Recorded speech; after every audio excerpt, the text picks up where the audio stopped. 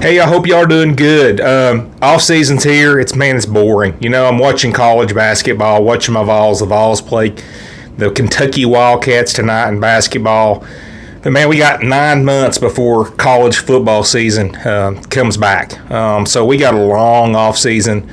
And what I've done to kind of buy my time here is I've listed the top 5 quarterbacks for 2025 according to me.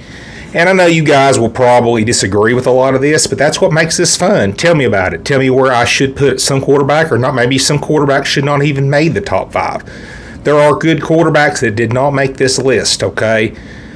But anyway, let's get started here. Let's start with number 5, Nico Iamaleava. Nico was a freshman last year, and he was thrown in the fire. Tough year. I mean, inconsistent offensive line, inconsistent wide receivers. Play calling was very questionable at times, in my opinion. I'm a Vols fan, and I saw every snap, and I didn't think the coaching staff put him in a lot of positions to be successful.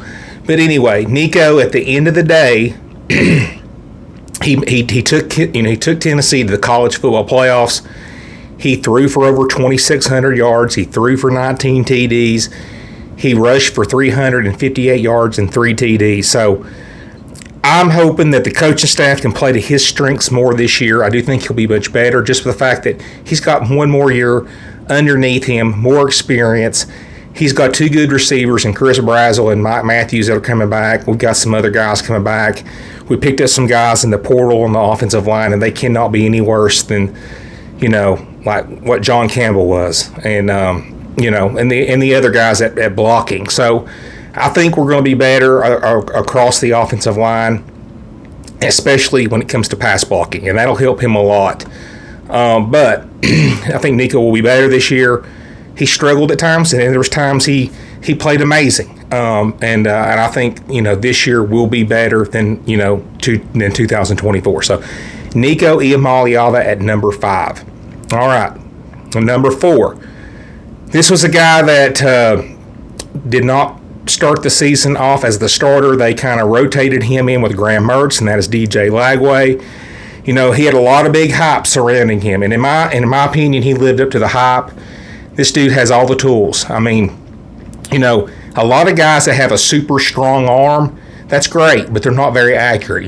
Joe Milton played for us here at Tennessee, and he had a strong arm, but he was not accurate at all. DJ Lagway is.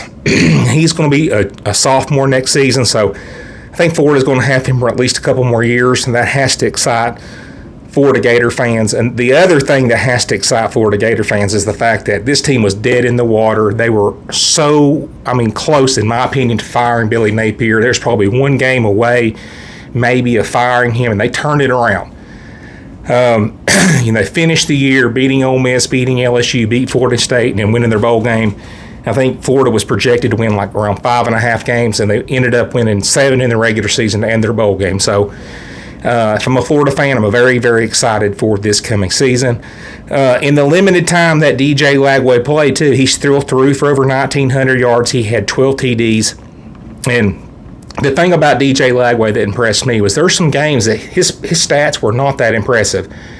I'm pretty sure it's the Ole Miss game. You look at the Ole Miss game. You look at the Florida State game. His stat line's not impressive, but the team played well. And I think they rally around DJ Lagway, and he gets, him being in the lineup makes them play harder, and they like him, they love him, and they want to win for him. So that's a big, big thing for a quarterback to have. I kind of feel like that with T. Martin at Tennessee. The team rallied around T. Martin. They wanted to play so hard for T. Martin, and I feel like this kind of the same thing with DJ Lagway.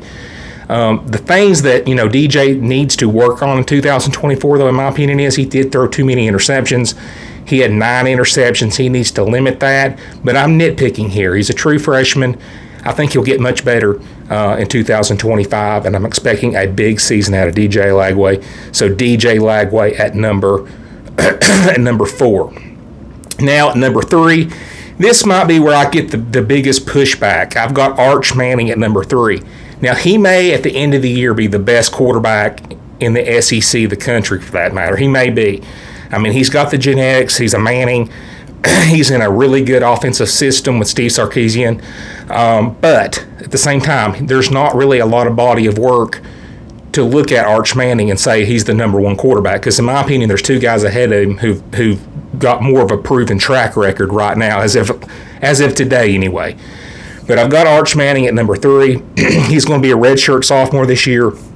He has sat behind Quinn Ewers for 2 years, and man, that is so important to sit back and to be able to take in all that knowledge. Quinn Ewers was such a solid quarterback, and I really think that that's going to pay such huge dividends for Texas and Arch Manning. I'll tell you another thing. In a day and age where everybody is transferring out, Arch Manning sat his butt down there and didn't go nowhere. And he just learned the system more, and it's going to make him a better quarterback. It also didn't hurt that he was making, I think, around $6 million in NIL money. I would have probably sat there too, and I wouldn't have played as well. But anyway, kudos to him for not leaving. But it's his team now. He did get some playing time last year. He started in 2 games. He played against Louisiana Monroe. He played against Mississippi State. In those games, he rushed for around 100 yards. He threw pretty well as well. He's a running quarterback, too. That's something that Quinn Ewers really didn't bring to the table as much. Arch Manning can run the football. They used him a lot in short yardage situations. So the thing with Arch Manning, though, is I don't think he has quite the team that Quinn Ewers had. They're going to be losing, I think, several players on that offensive line that were really, really good. He's losing the two leading receivers in Matthew Golden and Isaiah Bond. He is getting Ryan Wingo back. But, that will hurt a little bit. But, Texas is immensely talented. They've got just as much NIL money as any other team. So, Texas will be loaded. I'm expecting big things out of Arch Manning, and he is at number 3, Arch Manning. So, let's get to number 2. And this is a guy that's absolutely come out of nowhere. This was a guy that I had no clue he was going to have the type of year that he did. Now, some South Carolina fans may have thought this, but Lenora Sellers had an amazing year in 2024. Dual threat guy who can run it, throw it, and he is just a game changer. When everything's broke down, this guy can go make a play. And a lot of the stats he has, he missed part of this year because he was hurt. So he's going to be just a true sophomore this season. He led South Carolina to a 9-win year. They were only projected to win 5.5 games, and he led them to 9. So he was also SEC Freshman of the Year in 2024. Passed for over 2,500 yards, rushed for 674 yards in 2024. So, this guy, he got a big raise, I think, in the NIL money this year from South Carolina, and it was well-deserved. I'm not a big proponent of the NIL money, but he was very deserving from the play that he had on the field in 2024.